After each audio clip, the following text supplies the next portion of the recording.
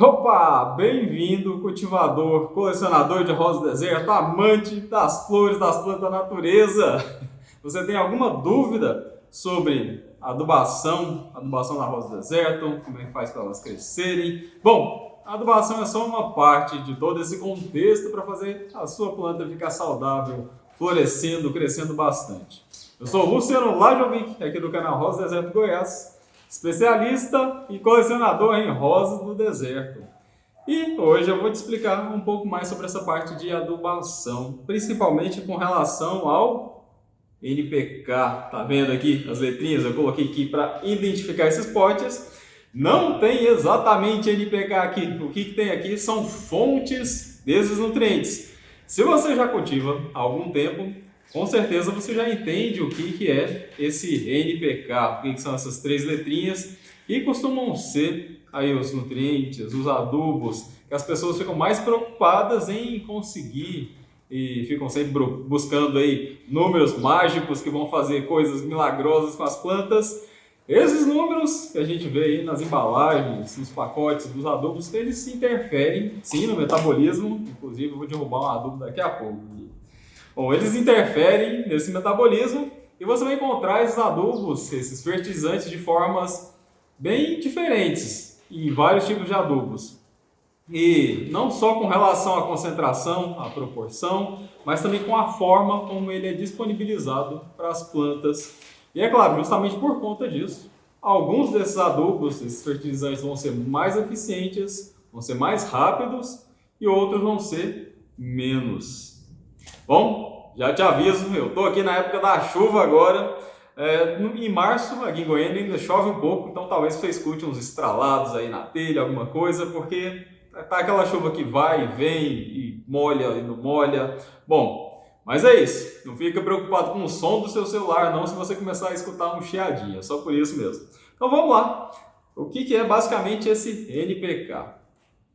Essas três letrinhas aqui, elas significam ali produtos químicos, mas não só produtos químicos, elementos da tabela periódica, que são aí o nitrogênio, o fósforo e o potássio. E para a gente conseguir esses nutrientes aqui, esses elementos químicos, a gente pode conseguir eles na natureza ou até mesmo através de um processamento químico, um processamento industrial de produtos que a gente pega na natureza, mesmo que seja aí o petróleo, por exemplo. Mas tem várias fontes, tá? Mas tudo isso aqui tem que vir de algum lugar. Todo esse material precisa de uma fonte, de uma matéria-prima. E onde é que a gente pega? Onde é que o homem pega a matéria-prima? Pega da natureza. Então, quando a gente fala aí que existem adubos orgânicos e adubos químicos, é uma forma de classificar aqueles adubos, aqueles nutrientes que vêm de uma forma mais natural, com pouca industrialização ou com pouco manejo, enquanto que os químicos são aqueles que passaram aí por algum processo, por alguma formulação, por alguma indústria. Mas você vai entender cada vez melhor o que são esses produtos aqui comigo. Basta você me seguir e me acompanhar até o final desse vídeo. E entre o grande grupo de adubos, a gente pode classificar entre dois grupos, aí, o grupo orgânico e o grupo químico, mas ainda existe uma terceira forma, que são os biológicos. Os biológicos eles ainda são um pouco compreendidos, porque basicamente só grandes produtores de soja, por exemplo, utilizam o que a gente chama de inoculante. Inoculante é uma bactéria, um micro-organismo que tem a capacidade, de alguma forma, disponibilizar nutrientes para as plantas. As mais comuns são bactérias fixadoras de nitrogênio. Elas conseguem pegar nitrogênio do ar e fixar no solo, então a planta consegue absorver e crescer com esse nitrogênio que as bactérias estão fornecendo aí. Mas além disso, ainda existe um grupo aí de bactérias que é capaz de solubilizar o fósforo. O fósforo é um elemento que para a planta ele é um pouco mais complicado de ser absorvido. E foi descoberto aí há algum tempo que existe um grupo de bactérias que tem a capacidade de ajudar muito as plantas a absorverem esses nutrientes, mas ainda não está fácil de encontrar esse tipo de produto não. Fora esses dois que eu te contei aqui, os inoculantes e esses solubilizadores de fósforo, existe também alguns adubos orgânicos que têm como princípio grupos de micro-organismos, grupos de bactérias, como por exemplo o bokashi, que é um adubo japonês tradicional. Mas nesse vídeo aqui eu vou te contar principalmente sobre NPK. Se você conhece qualquer um desses que eu te contei aqui, aproveita e me conta, porque eu sei que bokashi, quem conhece é quem trabalha, quem gosta de orquídea, quem tem coleção de orquídea, quem conhece inoculante é quem planta soja. Então são coisas bastante específicas. Não tem nada disso sendo utilizado em rosa do deserto ainda.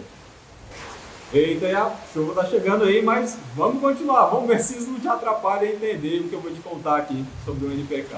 Bom, e entre essas formulações de NPK, tem algumas composições que são muito comuns, muito conhecidas, como por exemplo o 4-14-8. É um tipo de adubo que está entre os mais baratos, é mais fácil de achar, é mais fácil de encontrar. E tem outros aí que tem os 3 números iguais, o 20-20-20, o 14-14-14, inclusive tem um adubo que é muito bom para rosa deserta, mas que infelizmente tem só esses 3 aqui, esses 3 nutrientes, que é um adubo de liberação lenta da Forte, e ele tem essa formulação 14-14-14, ou seja, quando você tem todos os números iguais, é porque você tem esses nutrientes, esses sais minerais balanceados de uma forma bastante semelhante, de uma forma equilibrada, nessa mesma proporção que esses números estão te contando. Só que você precisa ter a noção perfeita de que isso não é o suficiente para a sua planta crescer, não. Você precisa aí de macronutrientes, que são pelo menos 6 nutrientes. Você precisa de um grupo de micronutrientes. Existe até mesmo um grupo que é chamado de elemento benéfico. Esses elementos benéficos, eles não vão atrapalhar a sua planta a crescer e florescer, mas se eles estiverem presentes, estiverem ali no substrato, se você fornecer eles para a sua planta, ela fica mais forte, ela vai melhorar vários processos metabólicos aqui do crescimento e desenvolvimento dessa planta. Não vai ter jeito não, eu vou parar um pouco aqui, vou esperar até o centro da chuva, depois eu continuo aqui a explicação sobre o NPK. Opa, parou a chuva, pelo menos diminuiu bastante, acho que agora você já vai conseguir ouvir melhor, tomara que não volte, né? As rosas do deserto agradecem pela chuva ter vindo e por ter ido embora também, as que ficam ali no tempo. Mas vamos lá, vamos ver se eu lembro onde é que foi que eu parei aqui. Acho que eu estava falando aqui com você, diferença entre químico e orgânico.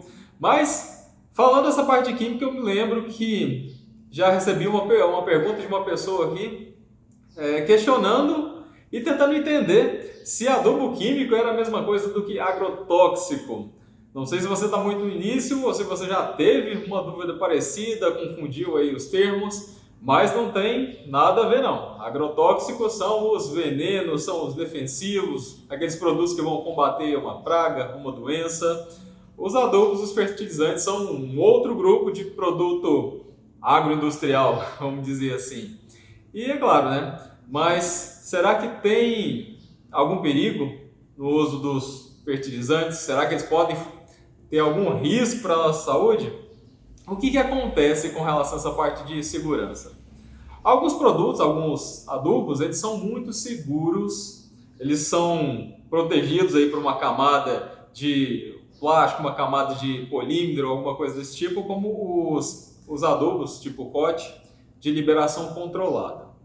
Além desses aqui, tem outros que eles não são muito solúveis, como por exemplo o super simples e outros adubos que vêm aí em bolinhas e outras coisas assim, aqueles que não vão dissolver fácil.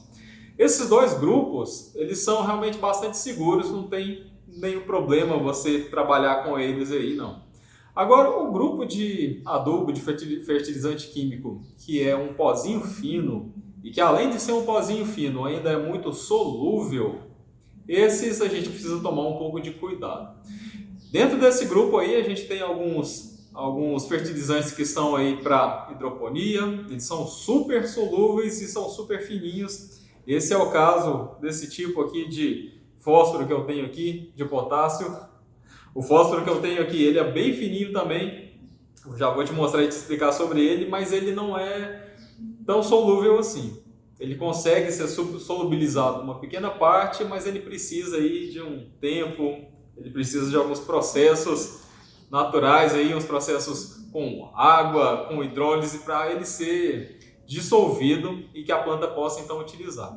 Esses produtos que são muito solúveis e quando você utiliza principalmente na forma de foliar, quando você bate um spray ali, eles são um pouco mais arriscados porque nosso corpo ele também é feito de 70% de água.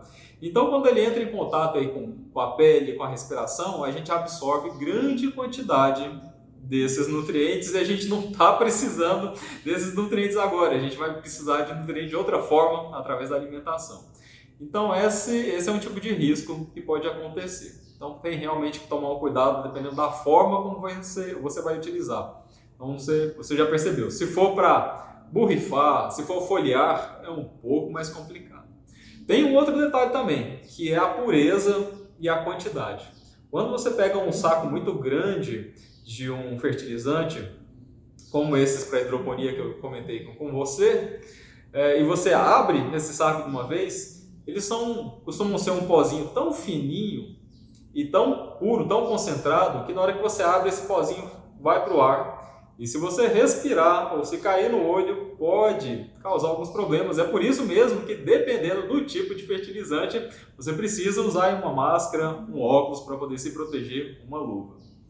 E é claro, como se você não souber diferenciar aquilo que é seguro daquilo que não é, você vai ter que se proteger em todos os momentos. Então você absorve esse conhecimento e passa a entender o que é que você não precisa se preocupar tanto assim e aqueles que você realmente precisa tomar muito cuidado. E dentro desse grupão de perguntas que eu recebo aqui sobre a adubação em rosa do deserto, tem de tudo. E eu estou aqui justamente para poder tirar essas dúvidas. Então, por exemplo, tem perguntas se o NPK ele faz parte do substrato, se a gente também pode chamar de NPK de substrato. Tem pergunta se o adubo pode ter algum efeito contra as pragas e doenças, ou se, como aquela que eu respondi agora há pouco, se pode oferecer algum risco para a saúde. Tem de tudo e eu vou responder para você agora. Com relação a essa parte de substrato, você vai encontrar na literatura e até nos profissionais que trabalham aí com agronomia, tem algumas discrepâncias na forma como as pessoas explicam as coisas. Como, por exemplo, em alguns livros você vai encontrar que até 10% do substrato pode ser um fertilizante, um adubo, principalmente se forem aquelas formas mais orgânicas. Quando a gente fala aqui dos químicos, aí fica bem mais claro que o NPK ele não é substrato, ele não faz parte, ele é a parte de nutrição, o substrato é uma outra história. E você já parou para pensar se esses nutrientes, se esses adubos, eles podem ajudar a combater praga e doença? Já passou isso pela sua cabeça alguma vez? Então olha só o detalhe. Se você tiver aí uma adubação completa, uma nutrição realmente forte, realmente completa, a sua planta ela vai naturalmente ser mais forte, mais resistente às doenças. Mas com relação às pragas, isso talvez não ajude muito não. E dependendo do tipo de adubação, isso pode até mesmo atrair, pode fazer a sua rosa do deserto ficar mais gostosa, mais interessante para várias pragas.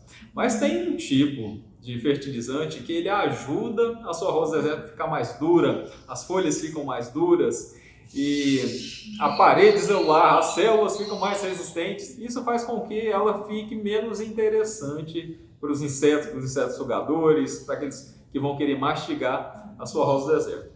E é um daqueles elementos benéficos que eu comentei, que é o silício. O silício, juntamente com o cálcio, e você vai encontrar o silício em alguns produtos, tá?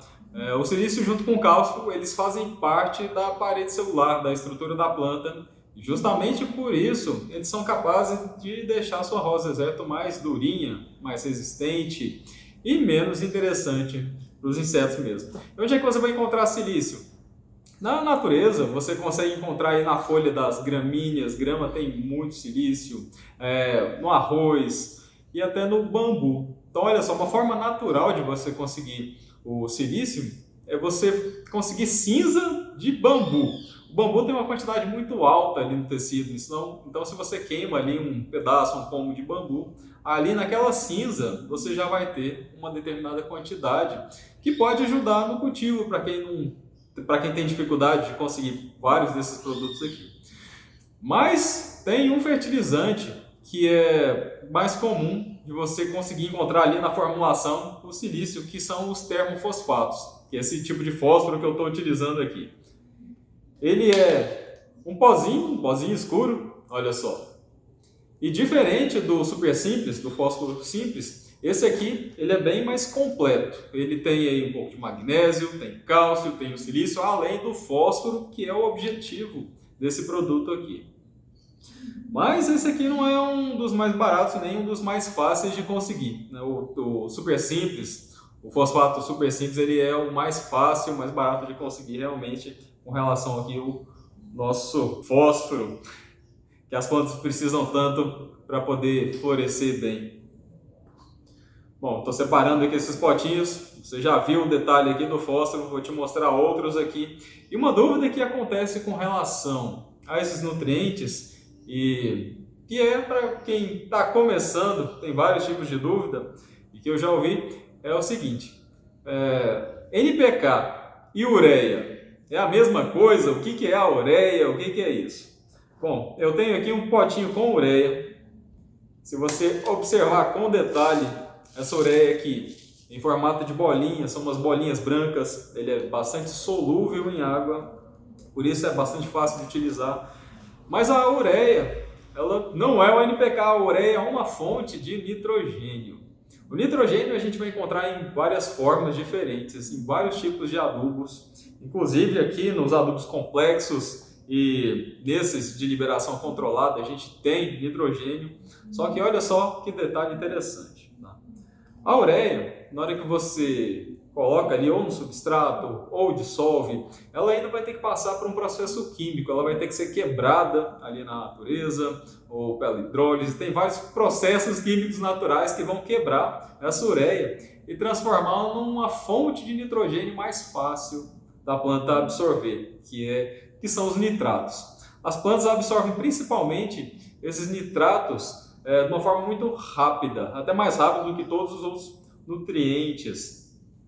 E olha só que interessante, esses adubos aqui de liberação controlada, principalmente esse o Basacote que eu conheço aqui, ele tem como fonte de nitrogênio os nitratos. É por isso que se você fizer um teste aí comparando ureia com esses outros adubos aqui, é claro que você não pode colocar só ureia, você tem que colocar todos os nutrientes, por exemplo, esses que eu estou te mostrando aqui, que são fertilizantes simples, eles têm poucos elementos, poucos sais ali no meio, enquanto que esse grupo daqui, eu tenho um tipo de fertilizante mais complexo, que tem muitos tipos diferentes de nutrientes aqui. Bom, se você conseguir pegar esse grupo de adubo aqui mais simples com esse daqui e fizer uma comparação, você vai perceber que do lado de cá as plantas respondem mais rápido, as folhas crescem mais rápido, ficam mais verdes, justamente por conta do nitrato, que é mais fácil para a planta absorver. Além disso, tem o nitrato de cálcio também, que faz parte desse grupo de fertilizantes simples, diferente desses complexos aqui, e que a planta também vai conseguir absorver de uma forma mais rápida.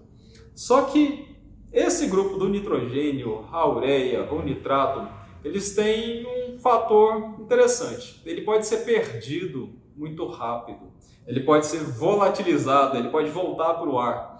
Lembra que eu falei que tem bactéria que pega o nitrogênio do ar e fixa no solo para a planta poder utilizar?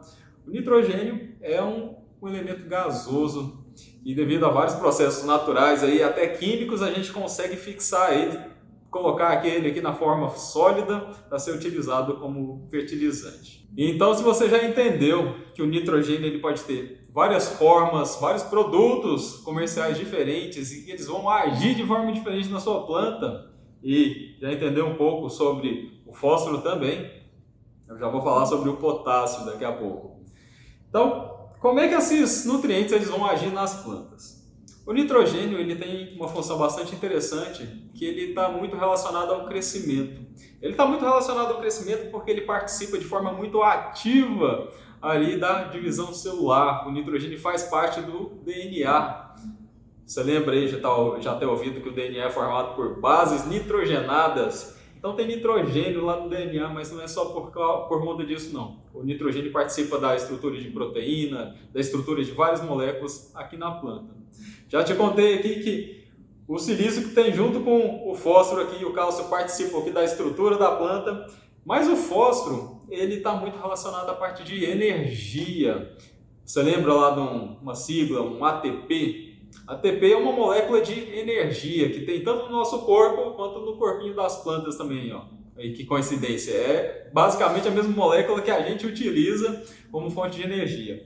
E o P, aí do ATP, vem do fósforo. E esse ATP ele tem aí 3 moléculas de fósforo, ele precisa de bastante fósforo para poder ser formado e realmente trazer aí para a gente essa quantidade de energia que a gente precisa, e a planta precisa de muita energia para florescer. É um momento, se você já parou para perceber, a flor, o botão surge, desenvolve bastante rápido, muito mais rápido do que o crescimento de uma folha. E para isso acontecer, a planta precisa estar bem nutrida e ela precisa de muita energia, por isso muito potássio. E o fósforo? Onde é que esse fósforo entra? O potássio, né? Daqui a pouco eu vou começar a misturar tudo, eu tenho que olhar as letras aqui, senão eu vou fazer uma confusão. Tá aqui o fósforo e o potássio. Eu não vou nem abrir esse potinho, porque esse potássio que eu estou utilizando aqui é um sulfato de potássio usado para fertirrigação. Ele é extremamente fino, é extremamente solúvel, e se eu abrir aqui ele sai até um pozinho, não é muito legal ficar cheirando esse pozinho no ar aqui não, por isso eu não vou nem abrir esse daqui.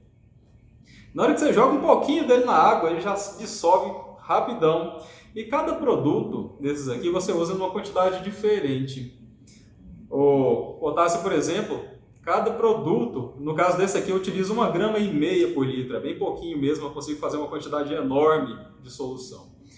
Mas talvez você já tenha ouvido falar do cloreto de potássio, aquelas pedrinhas vermelhas, um dos mais fáceis de conseguir aí no mercado.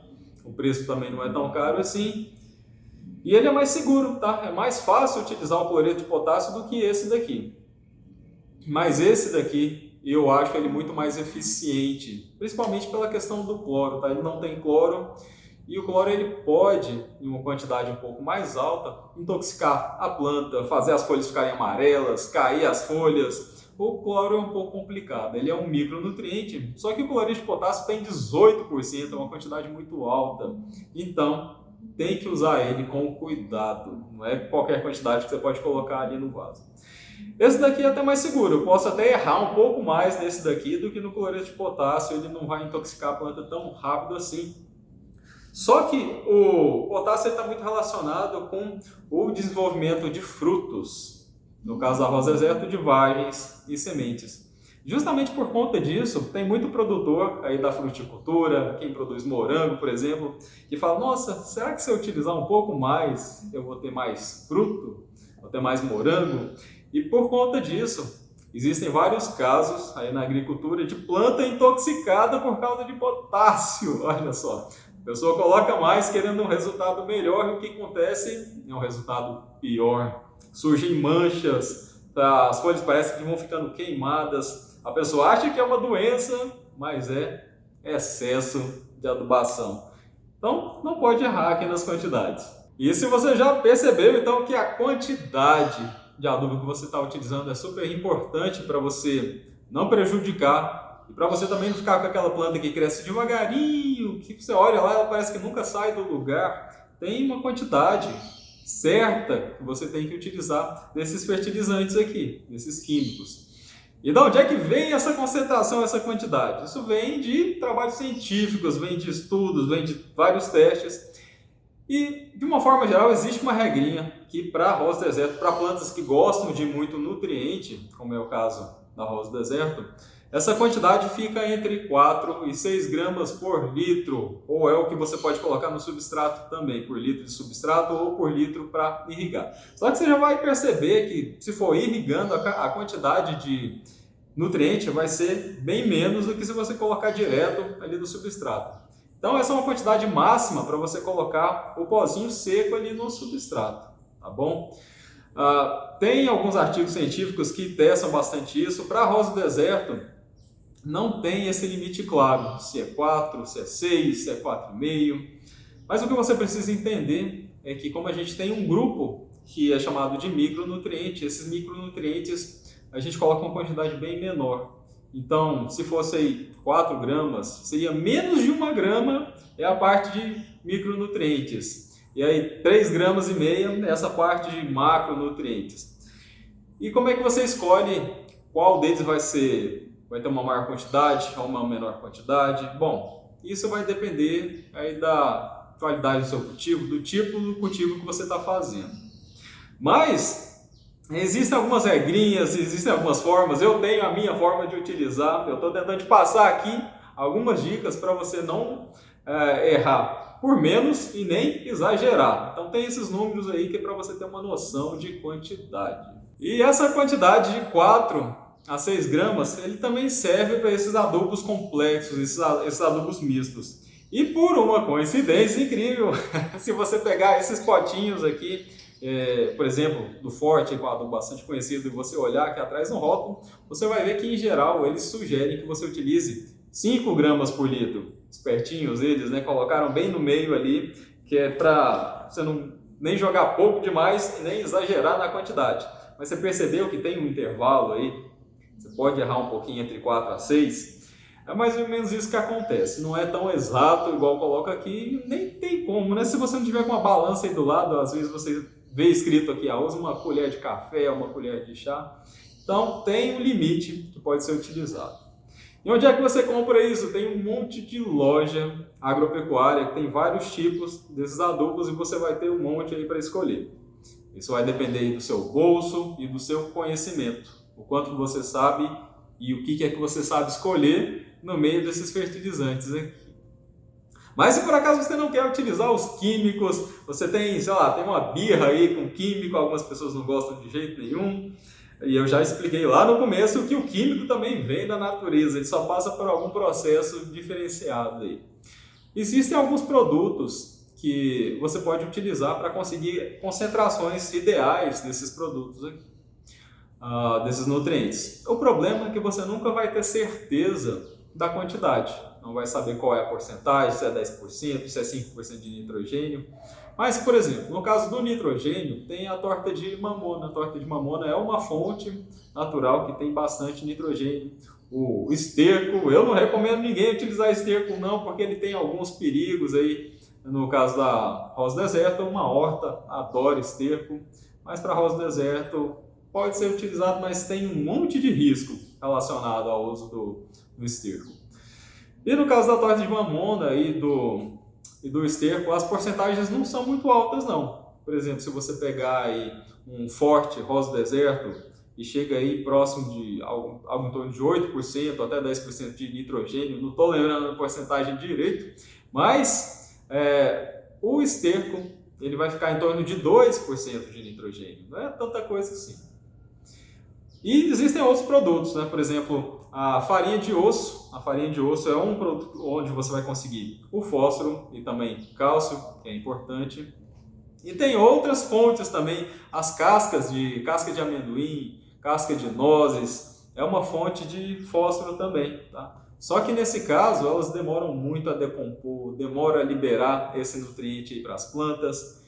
E uma das coisas que você pode fazer para liberar mais rápido é usar as cinzas. Você pode pegar essas cascas, queimar, transformar em cinza, que o fósforo ele vai ser liberado mais rápido para as suas plantas. É claro que a gente continua naquela dúvida sobre qual é a porcentagem, quanto que você está realmente fornecendo aí para as suas plantas. E o potássio, esse outro nutriente aqui, será que existe uma fonte natural para potássio? Esse é o mais chatinho deles, é o mais complicado deles para a gente conseguir uma forma natural.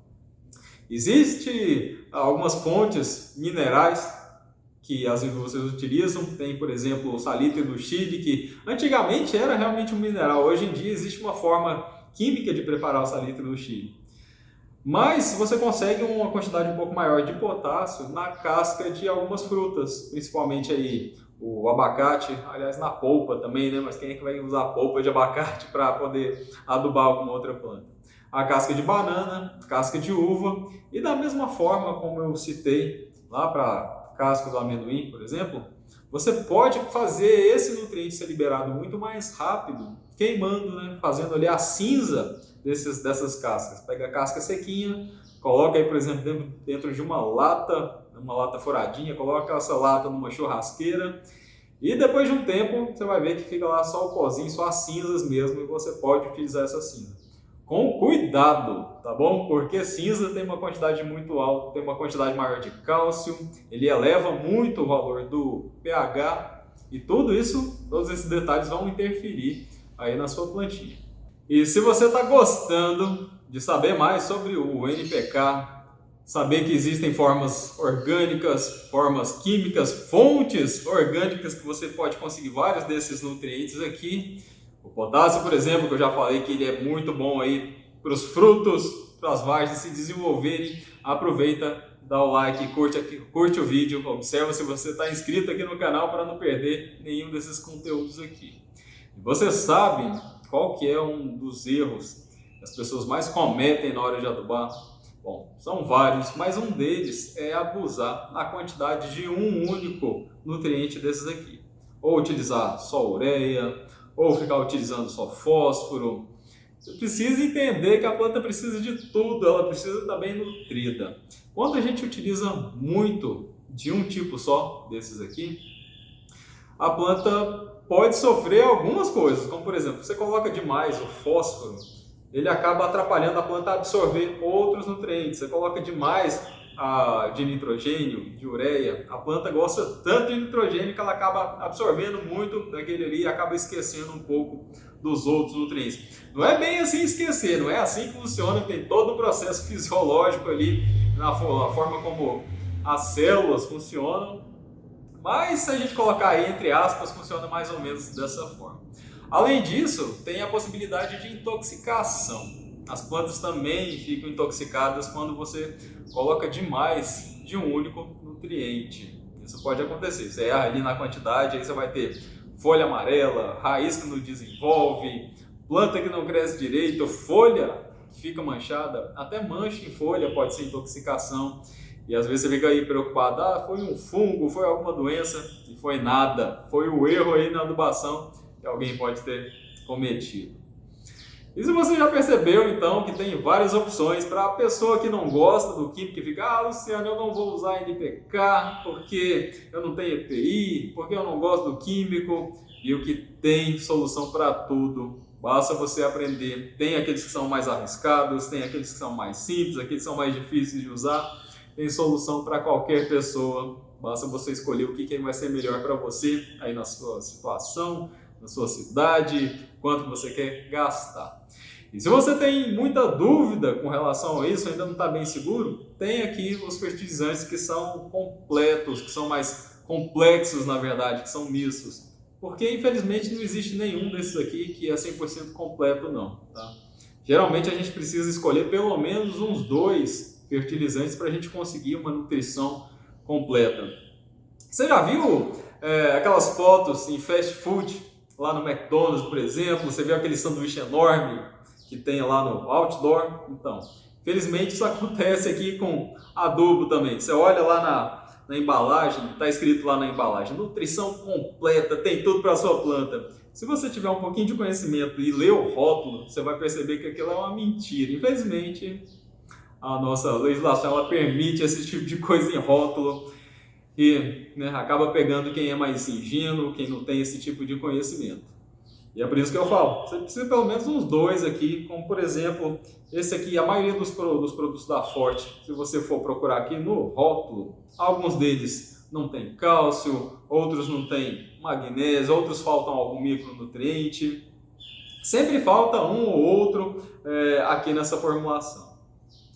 E é claro, se você quiser, se você tiver conhecimento suficiente para controlar o que está acontecendo, se você quer uma planta mais folhuda, uma planta mais verdinha, ou um florescimento mais bruto, aquele florescimento que pega a planta inteira, aí você pode utilizar esses adubos mais completos e escolher aquele que vai interferir no metabolismo da sua planta do jeito que você quer. Aí você vai e coloca um pouquinho mais de um desses aqui, junto com outro mais completo aqui para você ter exatamente aquela aparência, aquele desenvolvimento, aquela resposta que você está imaginando que você deseja na sua planta.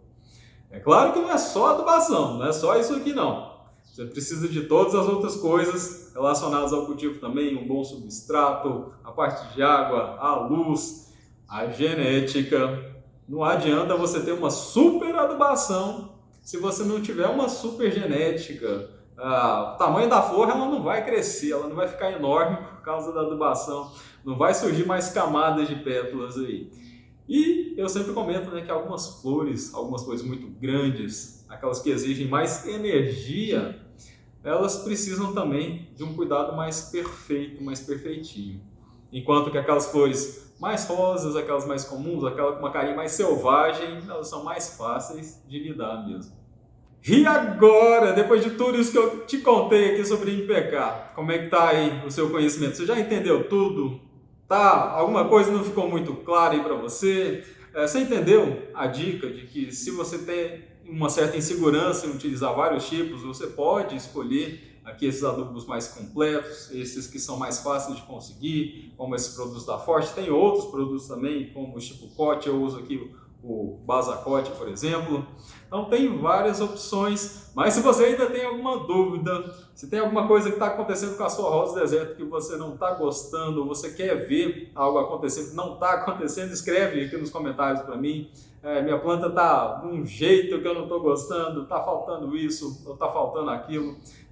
Não perde essa oportunidade de deixar o seu comentário aqui embaixo para mim, para que eu possa ver e entender o que está acontecendo aí, qual é a sua dúvida. Você ainda tem dúvida sobre essa parte de MPK? Depois de tudo isso que eu te contei, escreve aqui para mim.